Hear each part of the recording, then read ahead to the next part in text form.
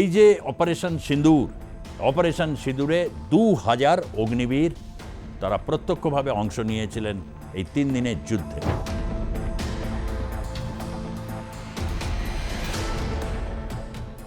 প্রকৃত ঘটনাটা কি বা প্রকৃত গল্পটা কি,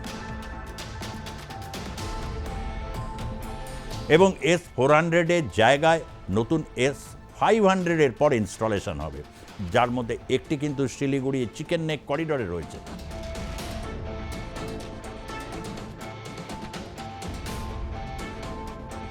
রুদ্রম ক্ষেপণাস্ত্রগুলো প্রথম সারিতে থাকবে।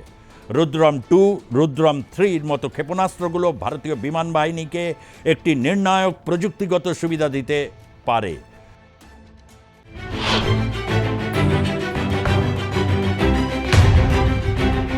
আমাদের মধ্যে মাঝে মধ্যেই একটা অদ্ভুত সংকট তৈরি হয়। সংকটটা হচ্ছে যে প্রকৃত ঘটনাটা কি বা প্রকৃত গল্পটা কি, প্রত্যেকে এটা জানতে চান। তার কারণ হচ্ছে বেশিরভাগ ক্ষেত্রে ডিসইনফরমেশনস আজকে একটা টুল হয়ে গেছে, টুল কিট।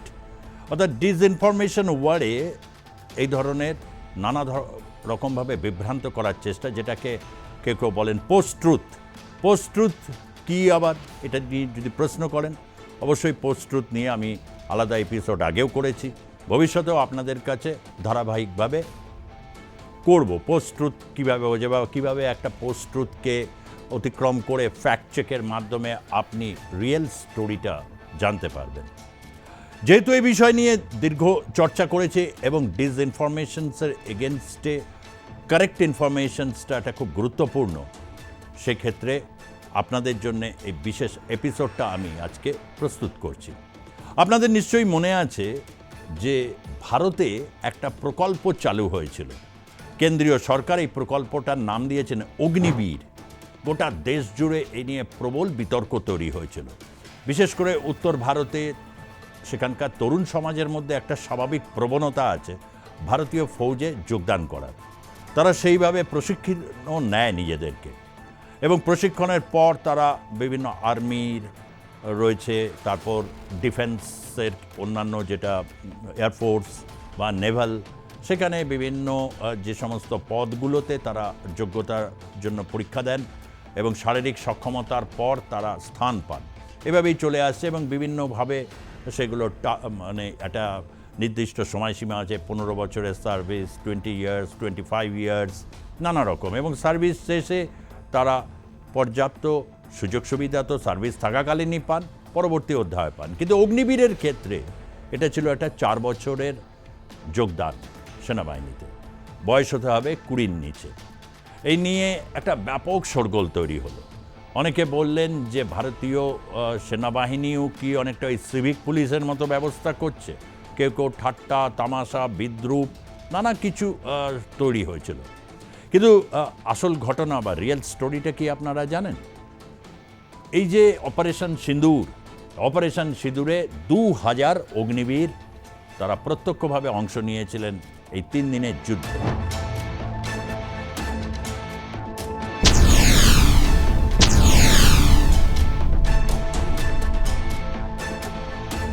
যদিও এটা অফিসিয়ালি যুদ্ধ না হলেও যুদ্ধ ছাড়া আর কি বা বলা যেতে পারে। সীমান্তের এপার থেকে, অর্থাৎ আন্তর্জাতিক সীমা ক্রস না করে ভারতীয় সেনাবাহিনী, বিমান বাহিনী এবং নৌবাহিনীর মিলিত উদ্যোগে 9টি জঙ্গি ঘাঁটি,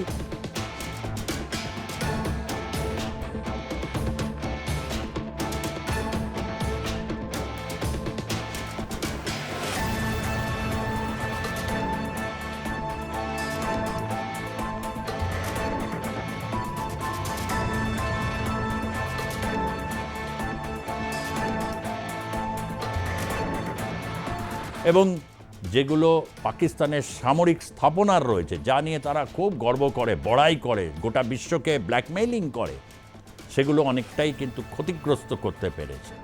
এবং এই কাজে প্রত্যক্ষভাবে ছিল অগ্নিবীর, এবং অগ্নিবীরদেরকে সঙ্গে নিয়ে ভারতীয় সেনাবাহিনী কামাল করেছে। পুরো ঘটনাটার যদি আপনাদের কাছে তুলে ধরি তাহলে বুঝবেন যে বিতর্কের অবসান ঘটে গেছে। যে তীব্র বিতর্ক তৈরি হচ্ছে, সেই বিতর্কের পর্যায়ে এখন আমি আর যেতে চাই না। তারা কিভাবে সফল করলেন বরং সেই ঘটনাটা আপনাদেরকে বলি। গুরুত্বপূর্ণ এয়ার ডিফেন্স সিস্টেম পরিচালনা থেকে শুরু করে মাটিতে দৃঢ় অবস্থান বজায় রাখা সব দিকেই প্রশংসাজনক ভূমিকা পালন করেছেন অগ্নিবীর। প্রতিটা ইউনিটে 150 থেকে 200 জন অগ্নিবীর ছিল, যারা 4টি ট্রেডে নিযুক্ত ছিলেন: gunner, fire control operator, radio operator এবং ভারী অস্ত্রে সজ্জিত গাড়ির চালক। আকাশতীর নামে দেশীয়ভাবে তৈরি এয়ার ডিফেন্স কন্ট্রোল এবং রিপোর্টিং সিস্টেম পরিচালনার মূল কেন্দ্রে কাজ করেছেন। তারা আকাশ এবং অন্যান্য সারফেস টু এয়ার মিসাইল ছোড়া, কাঁধে চালানো মিসাইল পরিচালনা, উন্নত অ্যান্টি এয়ারক্রাফট গান L-70, ZU-23-2B এবং পিচোড়া, সিল্কা, ওসা-একে, স্ট্রেলা, টুঙ্গুস্কারের মতো সিস্টেম পরিচালনায় অংশ নেন। বাস্তব যুদ্ধের অভিজ্ঞতা অগ্নিপথ প্রকল্পের কার্যকারিতা নিয়ে চলমান বিতর্কের ইতি টানতে পারে বলেই মনে করছে প্রতিরক্ষা মন্ত্রক। 4 বছর পরে তারা অবসরে গেলে তাদের জন্য যদিও কোনো পেনশন, স্বাস্থ্যসেবা বা ক্যান্টিন সুবিধা নেই, তবে থাকছে 48 লাখ টাকার বিমা, প্রয়োজনে 44 লাখ টাকার এক্স গ্রাসিয়া এবং সেবানিধি হিসাবে তারা পাবেন 11.71 লক্ষ টাকা। যে একসাথে এককালীন কত টাকা নিয়ে তারা রিটায়ার করবেন অগ্নিবীর হিসাবে, তখন তাদের বয়স হবে 24। এরপর তারা বিভিন্ন সরকারি বেসরকারি বিভিন্ন প্রতিষ্ঠান আছে, তারপর পুলিশ বাহিনী, এই সমস্ত বাহিনীতে তারা কিন্তু নিয়োগ পাবেন, যেহেতু আধুনিক যুদ্ধবিদ্যায় তারা পারদর্শী। আমেরিকাতে রয়েছে, সেখানে 7 বছর ম্যান্ডেটরি সার্ভিস রয়েছে এবং সার্ভিস চলাকালীন তারা বিভিন্ন বিষয়ে প্রশিক্ষণ নেন। একটা গুরুত্বপূর্ণ প্রশিক্ষণ অনেকেই নিয়েছেন। আমি একজন চেনাশোনা একজন আমেরিকান যুবককে জানি যে ফ্যামিলি মেডিসিন নিয়ে যখন তার সার্ভিস চলছিল 7 ইয়ার্স, একদম যেটা ম্যান্ডেটরি সার্ভিস সেনাবাহিনীতে, তখন সে ফ্যামিলি মেডিসিন নিয়ে পড়াশোনা করে এবং তারপর সে বেরিয়ে এসে ফ্যামিলি মেডিসিন অর্থাৎ সেখানে একজন গৃহ চিকিৎসক হিসাবে সে তার প্রফেশনে যোগদান করে। এবং ইসরায়েলে তো এটা রয়েছেই, সবাইকে মিলিটারি ট্রেনিং নিতে হয়। ভারতবর্ষেও শিক্ষা, স্বাস্থ্য এই ব্যাপারগুলোর মধ্যে যদি অগ্নিবীর বা যে কোনোভাবে আর কি এর সাথে সম্পৃক্ত করা যায় বা রিসার্চ ল্যাবরেটরিগুলোকে ওই ধরনের ওরিয়েন্টেড করা যায়, তাহলে কি খুব খারাপ হবে? বিশেষ করে আর্টিফিশিয়াল ইন্টেলিজেন্সের যুগে, যেখানে কর্মসংকোচনটা একটা বিরাট একটা ফ্যাক্টর হয়ে দাঁড়াচ্ছে এবং অনেক নেতা মন্ত্রী থেকে শুরু করে অনেকে ভেবেই পাচ্ছেন না যে নতুন কর্মসংস্থান ঠিক কীভাবে তৈরি করা যায়। তার একটা পদ্ধতি তো সফল হলো এই অপারেশন সিঁদুরের মাধ্যমে, যে অগ্নিবীর নিয়ে খুব চিৎকার হয়েছিল। 4 বছরের সার্ভিস, অনেক গুরুত্বপূর্ণ তথ্য তারা জেনে যাবেন, তারপর সেই তথ্যগুলোর কি হবে, নানাবিধ সমস্ত যুক্তি। কিন্তু 4 বছর সার্ভিস করার পর যে টাকা তারা হাতে পাচ্ছেন, কে দেবে সেই টাকা? এর জন্যে একটা প্রশিক্ষণ যেটা দরকার, সেটা তারা প্রশিক্ষণও পাচ্ছেন খুব কম সময়ের মধ্যে, এবং তার সাথে আধুনিক যুদ্ধের সাথে তারা যে পরিচিত হয়ে গেলেন, এটা একটা বিরাট সাফল্য। এই সাফল্যের সাথে সাথে আরও একটা দিককে উল্লেখ করি। আপনাদেরকে অনেক আগে আমি ভিডিও করতাম জনকৌতূহল নামে, সেখানে পরপর ভিডিওতে দেখিয়েছিলাম যে ভারত সামরিক আধুনিকীকরণের ক্ষেত্রে কি পদক্ষেপ নিয়েছে। সেখানে সবচেয়ে বড় পদক্ষেপ হচ্ছে আত্মনির্ভর ভারত যে প্রকল্পটা। ভারতবর্ষে বিভিন্ন সংস্থা, আমেরিকান লকহিড মার্টিন হোক, বিশ্বের 1 নম্বর বেসরকারি অস্ত্র প্রস্তুতকারক সংস্থা তাই হোক, বা হচ্ছে যারা বোফোর্সের নির্মাতা হোক, বা অন্যান্য অনেক দেশ রয়েছে, যেমন হচ্ছে আপনারা অনেকেই হয়তো জানেন যে ফ্রান্সের বিখ্যাত যে কোম্পানিগুলো আছে যারা যুদ্ধ বিমান তৈরি করতে পারদর্শী, ফ্রান্স এক্ষেত্রে অত্যন্ত পারদর্শিতা অর্জন করেছে। এবং ভারত বিভিন্ন দেশগুলোর সাথে চুক্তিতে আবদ্ধ হচ্ছে, এবং এই চুক্তির একটা বড় শর্ত হচ্ছে যে ভারত তো ক্রয় করবে, টেকনোলজি নেবে, কিন্তু কারখানা স্থাপন করতে হবে ভারতে। S-400-এর ক্ষেত্রেও কিন্তু তাই হয়েছে, ভারত এবং রাশিয়ার এটা চুক্তি, এবং ব্রহ্মসের ক্ষেত্রেও ভারত এই চুক্তিটি সম্পন্ন করেছে। এবং যিনি রাশিয়ান অ্যাম্বাসাডার রয়েছেন, তিনি ব্রহ্মসের সাফল্য তো অত্যন্ত উৎসাহিত হয়েছেন এবং বলেছেন যে ভারত কিন্তু এটা নিজে বানিয়েছে।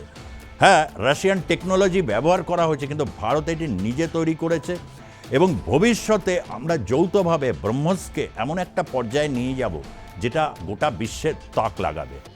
এই অপারেশন সিঁদুরের ক্ষেত্রে ব্রহ্মস তাক লাগিয়ে দিয়েছে, S-400 তাক লাগিয়ে দিয়েছে, এবং S-400-এর জায়গায় নতুন S-500-এর পর ইনস্টলেশন হবে।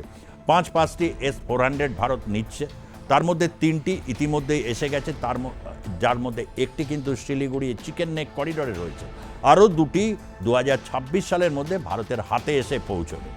এই যে ব্যাপক গবেষণাগুলো হচ্ছে এবং এই ব্যাপক সাফল্যগুলো একটা জায়গায় সংহত হচ্ছে। আগামী দিনে ভারতবর্ষে যে কটি বড় বড় কর্পোরেট সংস্থা রয়েছে তারা প্রত্যেকে ডিফেন্স প্রোডাকশনে তারা নজর দিয়েছে। অনিল আম্বানি তো নাম শুনেছেন, এক সময় একেবারে পপার হয়ে গেছিলেন, যাকে বলে নিঃস্ব হয়ে যাওয়া। সেইখান থেকে ঘুরে দাঁড়িয়ে তিনি ডিফেন্সের ক্ষেত্রে নানা প্রকল্প তিনি নিচ্ছেন এবং বেশ কিছু যন্ত্রাংশ তৈরি করছেন। দূরপাল্লার, মাঝারি পাল্লার, স্বল্প পাল্লার নানা ধরনের অস্ত্র প্রস্তুত হবে আগামী দিনে। এছাড়া অন্যান্য যেগুলো রয়েছে, ক্ষেপণাস্ত্রর কথাই তো শুধু বলছি না, আরও অনেকগুলো রয়েছে, যেখানে আর্টিলারির ক্ষেত্রে ভারতে অনেকগুলো সংস্থা রয়েছে যেগুলো সরকারি স্তরে, সেই সরকারি স্তরে যে সংস্থা গান অ্যান্ড শেল ফ্যাক্টরিগুলো রয়েছে তার সাথেও বিভিন্ন রকম টাই আপ হচ্ছে, দেশি বিদেশি টাই আপ, এবং তার স্টক রীতিমতো কিন্তু চড়ছে। হ্যাঁ, আগামী দিনে যারা শেয়ার বাজারে ইনভেস্ট করেন তারা কিন্তু ডিফেন্স স্টকের ক্ষেত্রে আগামী সময়ে তারা অত্যন্ত আশাবাদী হয়ে উঠছেন। কেন এই কথা বলছি? গোটা বিশ্বের যে আকর্ষণ বাড়ছে সাম্প্রতিক পরিসংখ্যানে তা স্পষ্ট হচ্ছে। তথ্য বলছে 2013-14 অর্থবর্ষে ভারত প্রতিরক্ষা সরঞ্জাম রপ্তানি করে ঘরে তুলেছিল 686 কোটি টাকা মাত্র, যা 2024-25 অর্থবর্ষে 34 গুণ বেড়ে 23,662 কোটি টাকায় পৌঁছেছে। 2029 সালের মধ্যে 50,000 কোটি টাকায় নিয়ে যেতে চাইছে ভারত। 3 মাসে নিফটি ইন্ডিয়ার ডিফেন্স সূচক 30% বেশি বৃদ্ধি পেয়েছে। গোটা বিশ্ব ভারতীয় ডিফেন্সের বিশ্বাসযোগ্যতা বৃদ্ধির মূল কারণ বাজার বিশেষজ্ঞরা বলছেন, বর্তমান যে অবস্থা তাতে ভারতের প্রধান ডিফেন্স স্টক, যার মধ্যে Kochi shipyard, Paras defence, Mazagaon dock ship builders, Bharat dynamics, Bharat electronics, Hindustan aeronautics ভালো ব্যবসা করার সম্ভাবনা রয়েছে। প্রতিরক্ষামন্ত্রী রাজনাথ সিং বলছেন, ডিফেন্স সেক্টরে আগের থেকে অনেক বেশি আত্মনির্ভর হয়েছে ভারত। সামরিক ক্ষেত্রে গোটা বিশ্ব অঙ্গীনায় ভারতের এই উত্থান পুরোটাই আত্মনির্ভর ভারতের ফসল।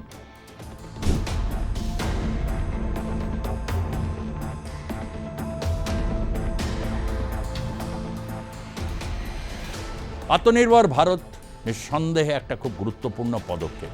1948 সালে যখন ভারত পাকিস্তান যুদ্ধ হচ্ছে, সেই যুদ্ধের সময় বোঝা গেছিল যে প্রতিরক্ষায় ভারত তখন কতটা পিছিয়ে। ফেলে রেখে যাওয়া ব্রিটিশ সেনাবাহিনী সেই সমস্ত যন্ত্রাংশ অবশেষ নিয়ে তখন ভারত লড়ছে। তারপর ধীরে ধীরে পঞ্চবার্ষিকী পরিকল্পনায় ভারত সরকারি ক্ষেত্রে ডিফেন্স প্রোডাকশনের ক্ষেত্রে জোর দিতে শুরু করে এবং হিন্দুস্তান এরোনটিক্স লিমিটেড একটা উল্লেখযোগ্য ভূমিকা নিয়েছিল, যারা তেজস তৈরি করছে। এমনকি ইঞ্জিন বানানোর ক্ষেত্রে তেজসের সাথে যে সমস্যা চলছিল বিদেশের টাই আপগুলোর ক্ষেত্রে, কেন সেখানে অনেকগুলো সমস্যা রয়েছে টেকনোলজি ট্রান্সফারের ক্ষেত্রে, এখানে একটা বিশ্বাসযোগ্যতার প্রশ্ন রয়েছে যে কিভাবে সেটা ব্যবহার করবে। ভারতের পররাষ্ট্রনীতি এবং ভারতের যে যুদ্ধনীতি তা কখনোই পররাষ্ট্রকে আক্রমণ করার জন্য নয়, আক্রান্ত হলে সে ডিফেন্স করবে এবং শত্রুপক্ষকে ঘায়েল করার জন্যে সে নিজের সীমানায় থেকে কিভাবে লড়াইটা করবে। সাম্প্রতিক সময়ে সেটাই দেখা গেছে, আর সেটাই ভারতের বিশ্বাসযোগ্যতা বাড়িয়েছে। এখন আর্টিফিশিয়াল ইন্টেলিজেন্সের যুগ এসে গেছে, সেই কারণে ভারত আগামী পদক্ষেপটা সেই দিকেই এগোতে চাইবে। এই সমস্ত কিছুর মধ্যে থেকে প্রত্যেক দিনই লেটেস্ট কিছু কিছু আপডেট আসছে, যা মাঝে মধ্যে আপনাদের কাছে অবশ্যই আমি অতীতেও শেয়ার করেছি, আগামী সময়ে শেয়ার করব। তার কারণ এর মধ্যেই প্রকৃত সত্যটা লুকিয়ে রয়েছে। সেটা ঠিক কি? প্রতিরক্ষা গবেষণা উন্নয়ন সংস্থা DRDO আরও একটি বড় সাফল্য এখন আলোচনার ক্ষেত্রে, রুদ্রম ক্ষেপণাস্ত্র। ভবিষ্যতে যদি ভারতকে তার শত্রুদের বিরুদ্ধে পাল্টা আঘাত হানতে হয় তাহলে রুদ্রম ক্ষেপণাস্ত্রগুলো প্রথম সারিতে থাকবে। রুদ্রম 2, রুদ্রম 3-র মতো ক্ষেপণাস্ত্রগুলো ভারতীয় বিমান বাহিনীকে একটি নির্ণায়ক প্রযুক্তিগত সুবিধা দিতে পারে এবং পাকিস্তানকে অচল করে দেওয়ারও ক্ষমতা রাখে। রুদ্রম ক্ষেপণাস্ত্রগুলো অ্যান্টি রেডিয়েশন মিসাইল ARM বিশেষভাবে শত্রুর রাডার এবং বিমান প্রতিরক্ষা ব্যবস্থা ধ্বংস করার জন্য ডিজাইন করা হয়েছে। এই ক্ষেপণাস্ত্রগুলো শত্রুর যোগাযোগ ইলেকট্রনিক ব্যবস্থাকে গোড়া থেকে উপড়ে ফেলতে পারে। ডিও দ্বারা তৈরি ক্ষেপণাস্ত্রগুলোর শক্তি এতটাই বেশি, আকাশ যুদ্ধের কৌশলকে সম্পূর্ণ পরিবর্তন করে রাখার ক্ষমতা রাখে। এর পাল্লা 330 কিলোমিটার, গতি 5.5 ম্যাক, হাইপারসনিক, পেলোড 200 কিলোগ্রাম। পাল্লা যেহেতু 550 কিলোমিটার, হাইপারসনিক,